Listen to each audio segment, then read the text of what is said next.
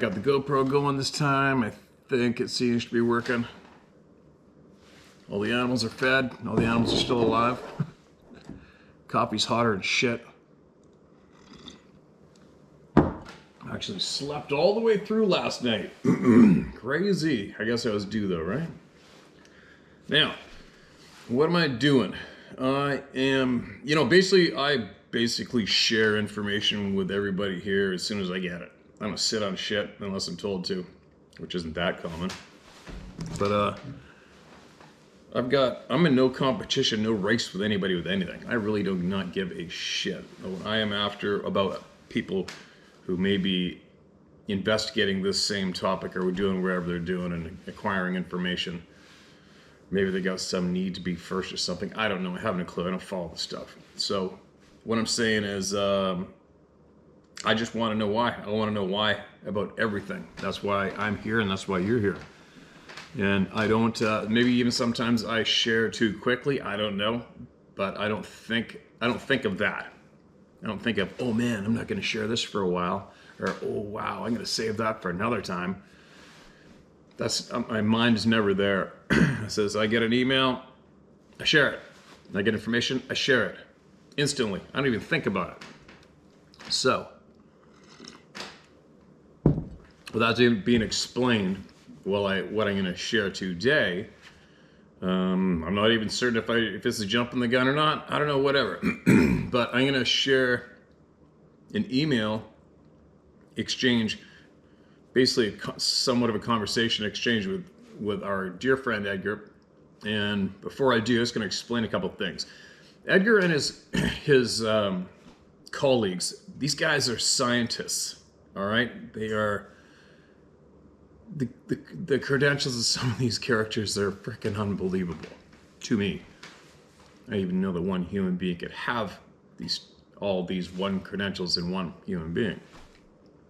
Edgar's also referred to one of the people who are going to be sharing with us as basically right up there with Einstein or even smarter. Way out of my league.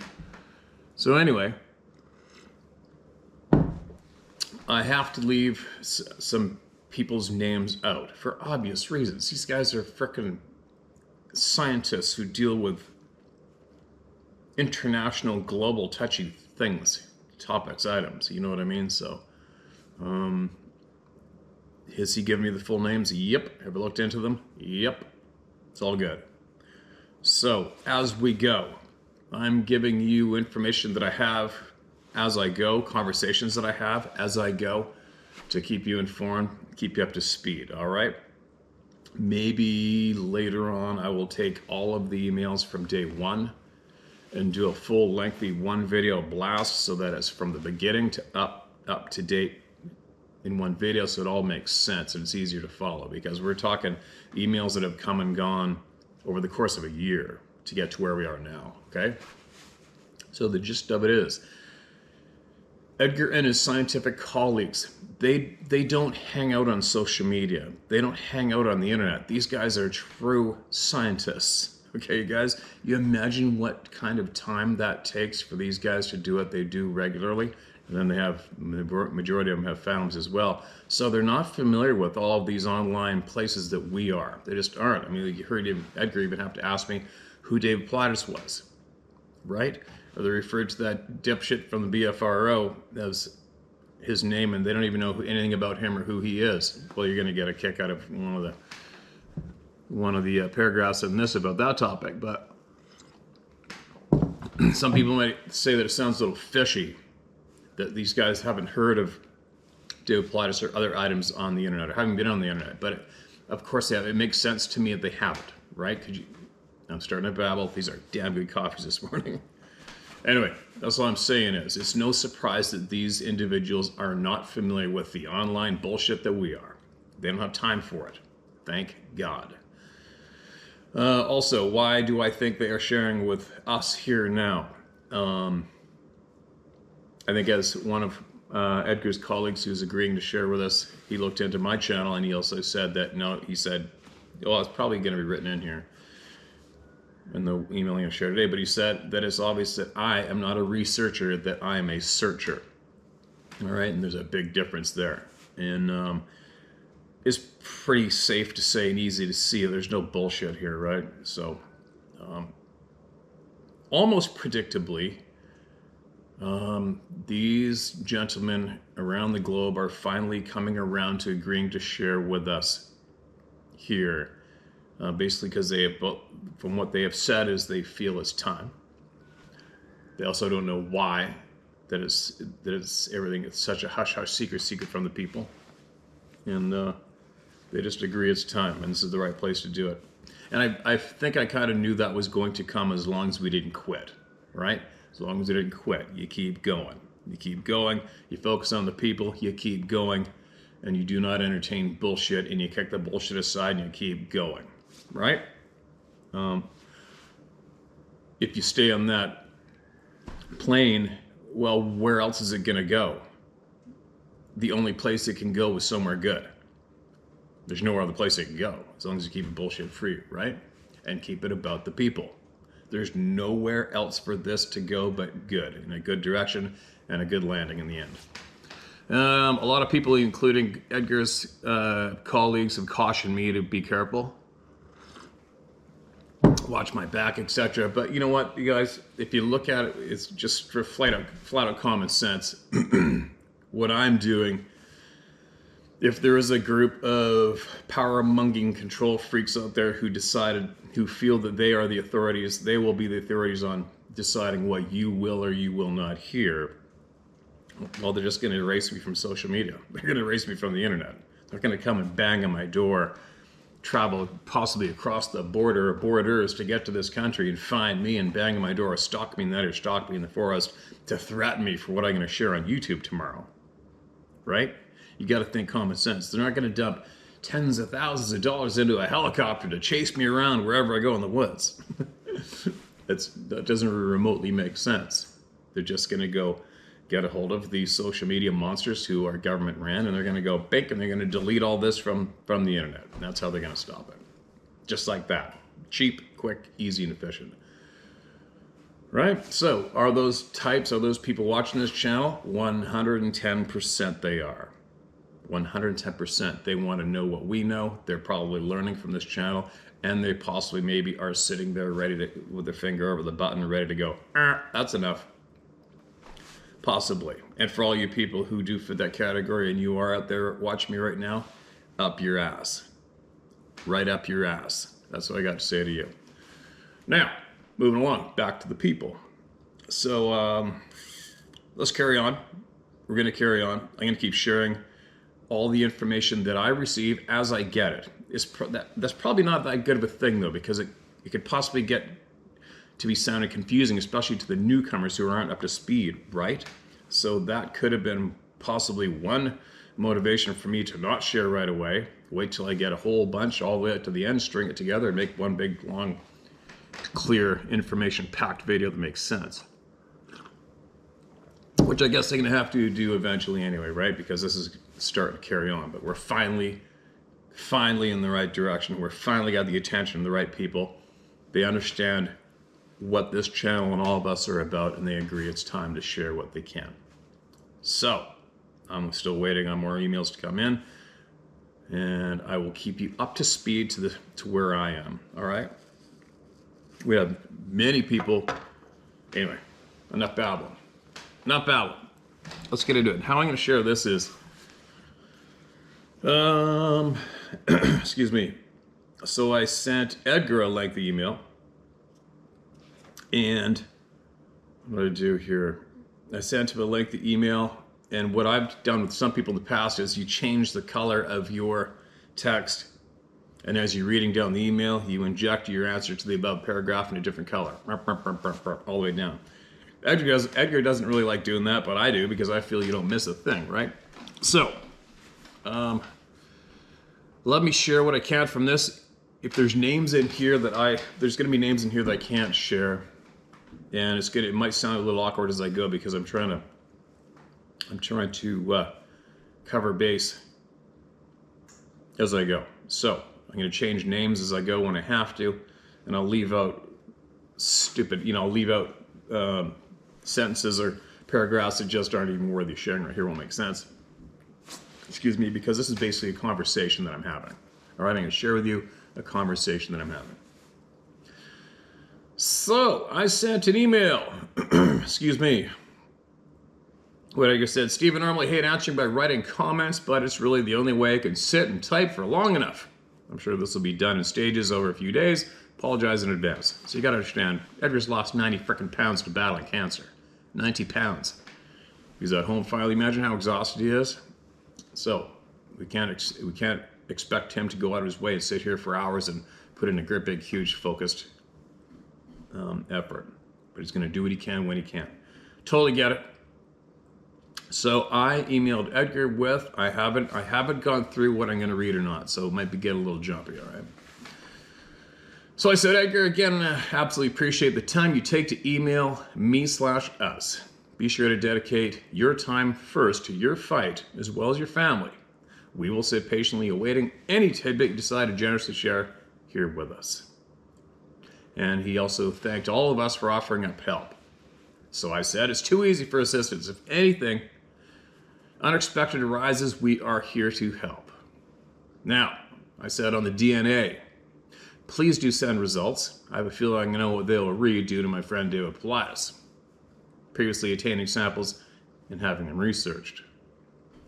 So, here's where you can see where it gets red, the black. The red is Edgar, the black is me. Okay, so that's why it's going to sound a little confusing, possibly, but Edgar. Little wonder I couldn't find him. I finally did a lookup, and he does a site called Can I'm Missing, right?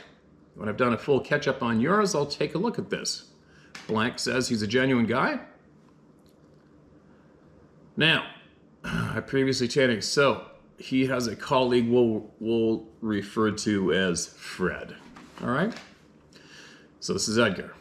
I asked Fred how many actual samples containing DNA he has access to, and he enlightened me on how they are collected. Blood only. Apparently, his team set traps everywhere these people, bracket, that is his description by the way, people, are expected to appear. Since 2003, they have garnered 2,877 valid uncontaminated samples, with 3,018 partially contaminated, but retained for the future for use as and when the technology gets better. Most of the valid samples actually came from a syringe withdrawal, done at a distance, obviously, and curiously, Fred says the people don't make a big deal about it. He also adds, they just cannot resist hiding on, in, or close to a tree. Now, the people is the Sasquatch. And then he mentioned the cave systems earlier, and I said, on the cave system, wow, I was previously unaware of the distances. Holy shit. I researched a bit. Some systems go 400 miles plus in Kentucky alone. Vancouver Island as well has numerous cave systems and coincidentally have numerous Sasquatch sightings nearby. Edgar's reply.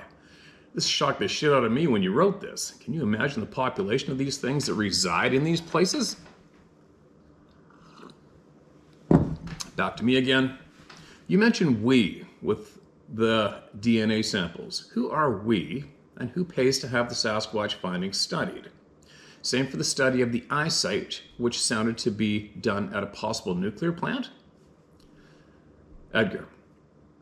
Tried to keep this as short as possible. It's a very murky world inside government institutions, especially in the States. This section, now headed since... I wanted to try to keep some dates. Well, whatever. I'm going to change the year. I need to change some things to protect the people who are going to be sharing with us in the future, okay, you guys? And if I leave a few different clues in there, it won't take much for the dark pricks that are listening to seek them out. This section, now headed since 1800 by Fred, is obviously designed as top secret. Not because our people want it that way, but good old Mr. CIA and the others decided it should be that. I'm sure most people aren't aware that not even a president has access to anything decided by the cabal community commonly called the deep state. In recent history, only one POTUS has been permitted full clearance. No surprise that he was former CIA chief, the first President Bush. Apparently, Donald Trump was more than furious on the multiple times he wasn't allowed access to many, many things. Trump made it a pledge to bring an end to this during the course of the second term. If nothing else, this alone was more than enough reason to ensure he was not reelected. We, along with most government agencies, have a black fund. Spending on this is controlled at government/cabinet level. We have no questions asked policy to individuals who elect to study anything work-related or are selected by the cabal, which is mostly outside of government, to carry out research as long as it is aimed at what we can control within the organization. And I said, don't forget, Edgar's injecting in between my writing, all right? Back to me. Were the studies knee-jerked by the numerous sightings at the plants? Edgar, you got nail, hit, and head there, Steve. According to Fred, since the program began to investigate sightings, the knee-jerk was that despite the massive number of sightings, the people, security, who got close up to these things, especially those individuals tasked with trying to capture one alive, get this, often suffered extreme mental and physical injury. Bracket, think of a certain Edgar who never thought it could happen to him. No acknowledgement of illness/injury related.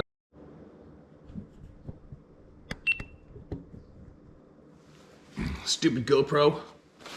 Sucker set us on max video and it keeps shutting off every 8 seconds, and there's lots of room left on the card. All right, let's try this again. Tell you what, yeah, the cameras drive me frickin' insane sometimes. No acknowledgement of illness/injury related to juveniles is allowed. Juveniles is what the scientists use the term juveniles when they refer to the Sasquatch, the Sabe, whatever you want to call them. That's what they're talking about. One more time. No acknowledgement of illness/injury related to juveniles is allowed. You suffer alone. Fred doesn't have strict numbers, but he believes those people who suffered enough to warrant medical discharge approaches, maybe many more, but at least 250 plus individuals since about the year 2000. Now, you show what he just said. That is the amount of people they figure have been discharged from work due to injury from dealing with these frickin' beings. What's up with that? This is me now. The people doing the studies, did they decide to do the studies after seeing the beings numerous times, or were they requested/paid by higher-ups to do the studies? Were they cautioned secrecy? If so, why? And this is Edgar. I can only rely on what Fred and a few others have told me. He was simply handed a file and told to carry out the mission. He was permitted to employ his own team, all from within existing employees within the required experience and also level of clearance. He didn't confirm or deny that his team and he were on quadruple pay for each assignment, plus a bonus at conclusion. This is me. That seems to be a big curiosity of mine. Why can't the public know? Back to Edgar. This, I think, is a cry from anyone subjected to top secret investigations. Nobody knows who even gets the final reports. I'd guess a mix of 3-letter agencies personally. Nobody but nobody is under any illusion what the penalty is for informing the public. Release something naughty and, I think I've said before, losing your job would be the least of your concerns. Secrecy is the special answer to everything, Steve. Why so much of it? 2, attached to seemingly run-of-the-mill information. Why so much of it, too, attached to seemingly run-of-the-mill information, such as this particular subject? Do you know if anyone is employed on or makes use of government facilities, then dies in or on those facilities? It is not required in record-keeping terms. No specifically made. Oh, sorry, let me read that one more time. Do you know if anyone is employed on or makes use of government facilities, then dies in or on those facilities, it is not required in record-keeping terms to specifically make the public knowledge? Again, huge why. It makes zero sense to me that secrecy is enforced not just on governments and employees of some big corporations, but us ordinary Joes who do nothing more serious than work for a living. If these creatures were man-hunting, man-eating destroyers of humans, probably the best we'd be told is to take care when you leave your home. Bloody sickening. Now back to me. On your experience, I had a typo. On your experience, have you found any answers to help make sense of it all? Your contacts/colleagues have any helpful input on any of your experience details? Your friend Fred, again, my curiosity, was he previously paid to research the Sasquatch by government? Or was he motivated by personal curiosity? Back to Edgar. Excuse me. He's just an ordinary feller, Steve. He's probably got the IQ to better Einstein himself. He's a strange combination of having interests ranging from archaeology to medicine and everything in between. Being given the opportunity to do research into the baffling Sasquatch phenomenon is right up his street. He would do it even if he wasn't given time or the money. He keeps their secrets, but, like everyone, asks the reason why. He speaks little about his secondment to the... I gotta leave that out just for his privacy, sorry. Back to me. I could probably rapid fire endless questions at him, meaning Fred. Edgar replied with, me and you both. I'll have the opportunity to put things to him that I've never dreamt of asking prior to my incident. Sadly, and I'm the first to admit, prior to me pouring my guts out to you, I had no intention of doing anything other than my family, friends, my job, and my retirement. The sheer size of information I've gleaned from your channel, along with the incident itself being answered, brought about a huge awakening to me, and myself, and many, many others. Now back to me. One thing I've noticed of many researchers is it seems common for them to almost be in competition with each other, which causes much secrecy. Be sure to let him know that I'm definitely not a Sasquatch researcher, but more the truth seeker of many different topics. Back to Edgar. Excuse me. I told you about the seminar attended by a so-called expert Sasquatch researcher.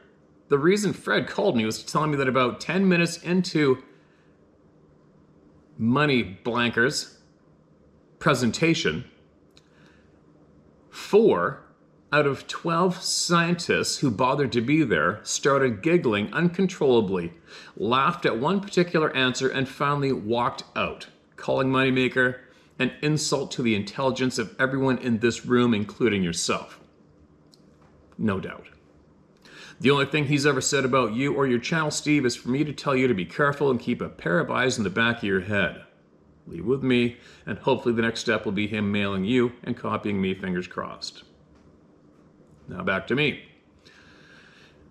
I've seen them 3 times, heard them many times. I'm good on proof myself. I'm more curious of the whys when it comes to secrecy, as well our potential safety. The list goes on, LOL. Back to Edgar. What is all the bullshit surrounding proof? Surely at least the people who are subscribed to you have seen the definitive proof in a 67 16mm movie? I bet you and me don't even have to put a name out to it. Excuse me. Back to me. On your last email, I as well keep an interest in current events of all sorts. I came to the realization years ago that mainstream news is both a tool and a weapon of the dark side. It really is frustrating to see and know while witnessing the sheep be herded. The power and influence of the dark side is mind-boggling. I seriously wish I had the men, the finances, and the equipment to flat out rid the earth of the bastards. I wonder if the good guy army is even a slight reality at this stage. Edgar.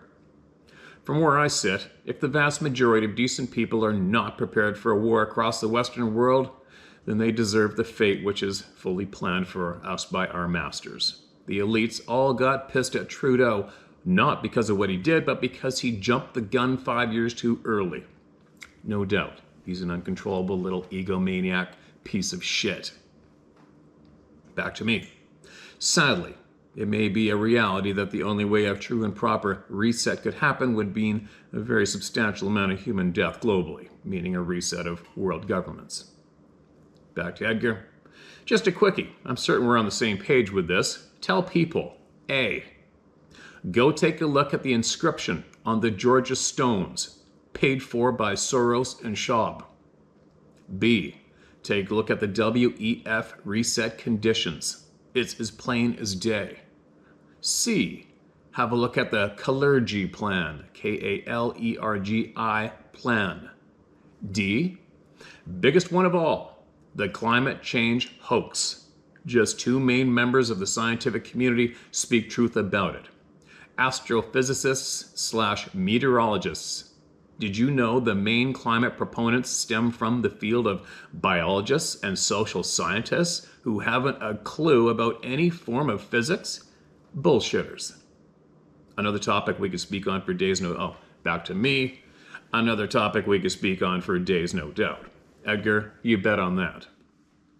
Back to me. Okay, I have to go. I probably forgot much to add, but I will remember to resend again. LOL, be safe, enjoy more than not. Talk soon, Steve. P.S. I do have a locator. And Edgar replied with, now I can tell the missus. LOL, she's sick of me talking about that. Excuse me, you guys. So there you go. That was a email between Edgar and myself that I thought I would share with you to keep you up to speed. Yes, there has been a few other emails since, and there are more.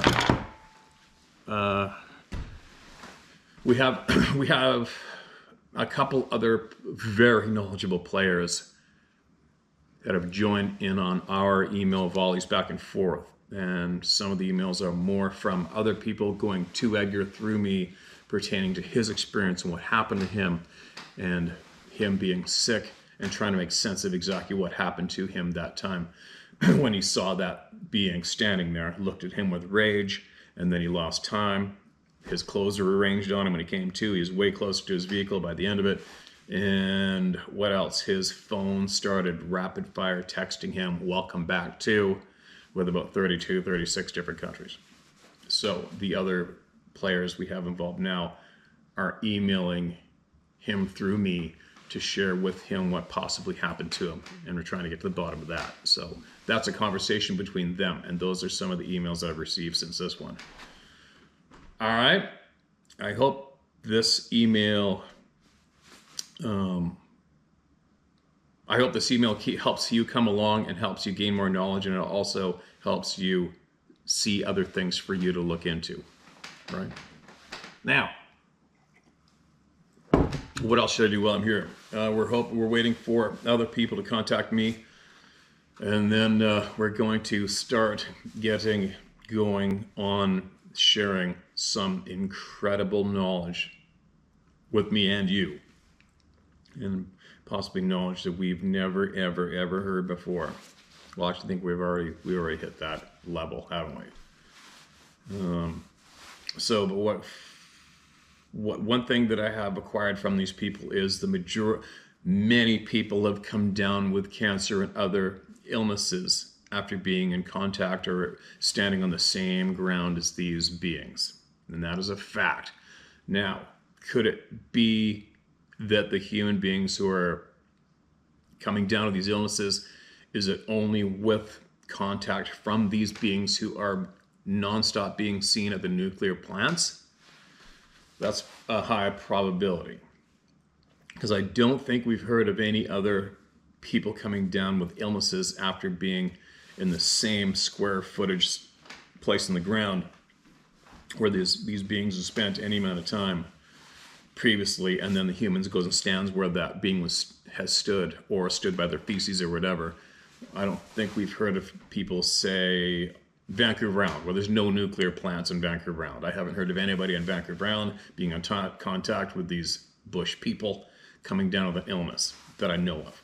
So I have a feeling possibly the people coming down with illnesses after contact with these beings, or where they have stood, is possibly more condensed to where the nuclear plants and the arms are. possibly. Okay. What else? I also asked Edgar for a brand name of a Geiger counter, which reads radiation, and apparently Fred is going to bring him one to send to me and with instructions on how to use it, and that'll be interesting, right? From what they have shared with us and me so far is the Geiger counter is possibly quite more important than personal locator for a piece of equipment to have on you. But I can't say for certain if it's across the board. I don't think it is. My gut's saying it isn't. My gut's saying that if you are possibly near forests where there are nuclear energy, then it may be an idea to have a Geiger counter if it's this topic you're interested in and you're intentionally going to where these beings are hanging out or being seen or you're researching them. It's a possibility, all right? We're going to find out. So, how's that for a spiel? Excuse me. So, while I'm here, why don't I go in my notes, and as I'm sitting here before I get outside again and carry on my day, let's get somebody else heard, shall we? All right, this is titled Terminality is Sasquatch. Mark this is red. Mr. Izzo, I don't know if this will help anyone. It did help me and my two sons while we were out hunting. It is possible that this just is a band-aid helping us to continue hunting and keep the fear level controllable. An elephant can weigh from 6,000 to 15,000 pounds depending on the species. A full-grown saltwater crocodile can weigh from 900 to 1,200 pounds. A full-grown polar bear can weigh from 550 to 1,700 pounds. And a full-grown brown bear can weigh from 500 to 1,500 pounds. I have viewed military video of a 50 cal round hitting a Taliban fighter in excess of 1,000 yards, and upon impact of the projectile, the body is blown into 3 to 4 large parts. My point is that if we can dispatch such animals with the appropriate caliber weapon, why would such tools available to us fail to be effective on a Sasquatch? Now, I'm not advocating such actions. I have no desire to kill such a being. If being attacked, that is a different story. However, since these beings are so stealthy, quick, and intelligent, it doesn't matter how much firepower an individual may have on their person, i.e. rifle, shotgun, revolvers, or auto pistols, clips, or speed loaders. If the attack doesn't present itself in the format that allows the defender to respond with the accurate and terminal shots in the time frame that would be available in a frontal attack, the Sasquatch's ability to cover 100 yards in a minuscule amount of time, response with the extra firepower would not be possible. Not demeaning such action or of carrying this extra equipment. If it gives you some peace that allows you to enjoy your hunt, so be it. As the above thoughts work to allow myself and my sons to pursue our hunting without undue dread. I do believe in terminal ballistics for anything that swims, flies, walks, or breathes in some form or another. So, while we can be prepared for in our minds anything, it brings to remembrance what my dad said to me. If you go out looking for trouble, you will inevitably find it.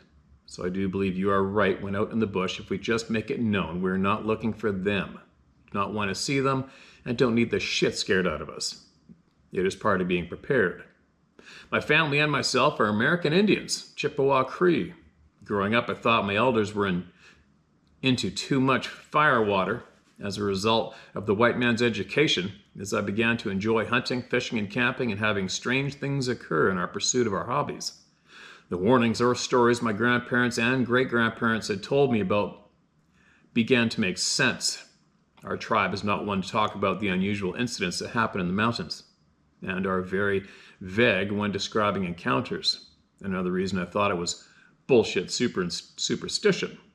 I am wary out in the bush and pay attention to my feelings and surroundings. I will turn 70 this year, and the warnings that you and the round table have presented for others to either take or leave is right in line with what the elders shared with the young, even if they like to knock back a few stiff ones before the stories began. Rusty. I don't know if you have any Indian heritage, but you have a good heart and good blood running through your veins. Thanks for the kind words, Rusty.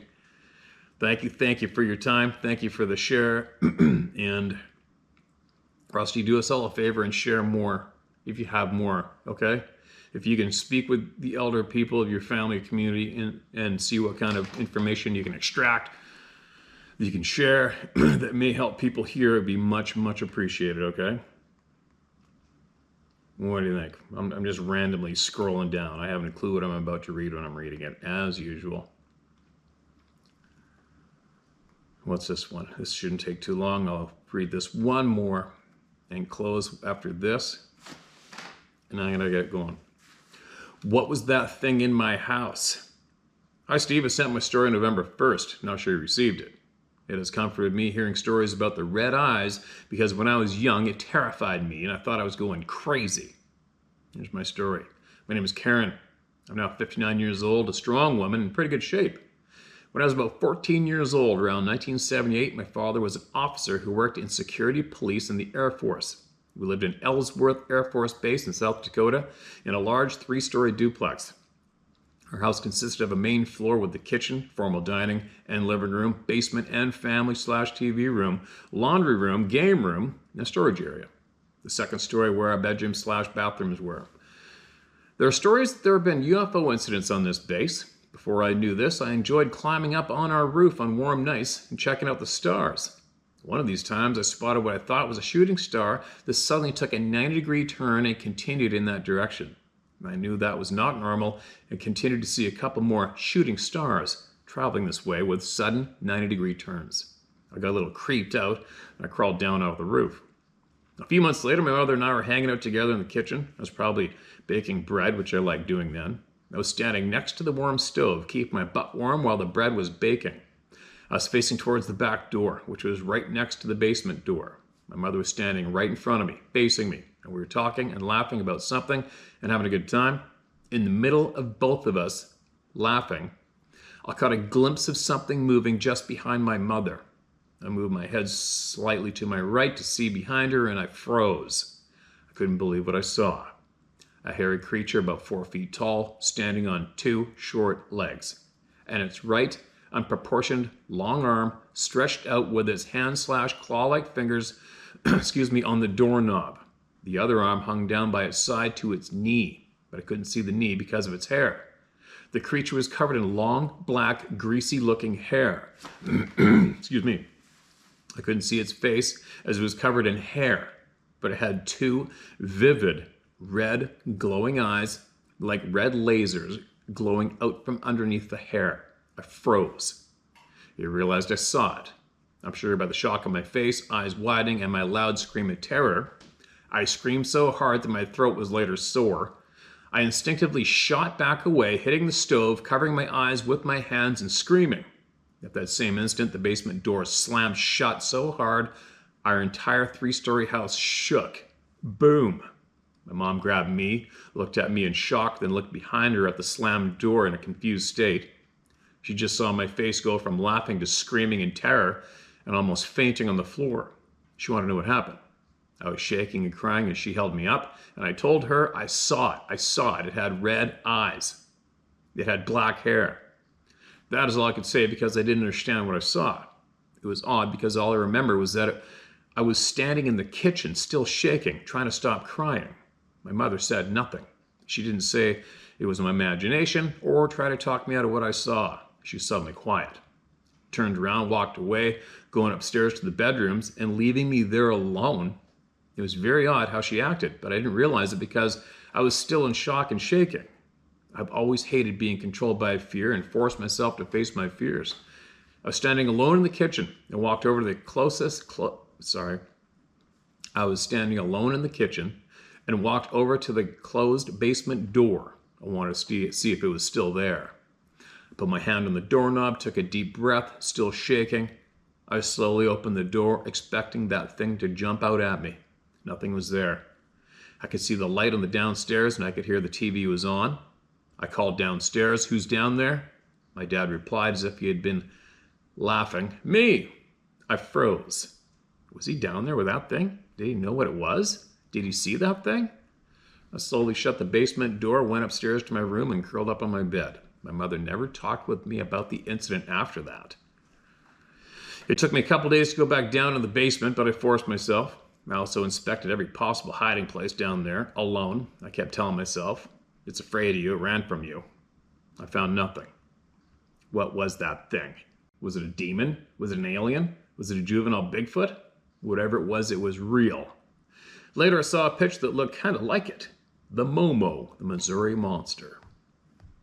That is one hell of a creepy frickin' experience. And a lot of questions can be shotgunned at that one, especially your mother.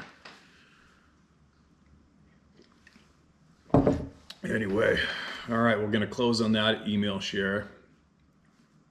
I couldn't imagine having that happen. That's pretty frickin' bizarre, isn't it? Anyway, Karen, thanks for sending that. And again, you've heard me say it every time, keep sending more. You come across any information, anything that'll help the people, send it. Speak out loud about it and share it, all right? Anyway, I got to get outside, even though it's pissing rain.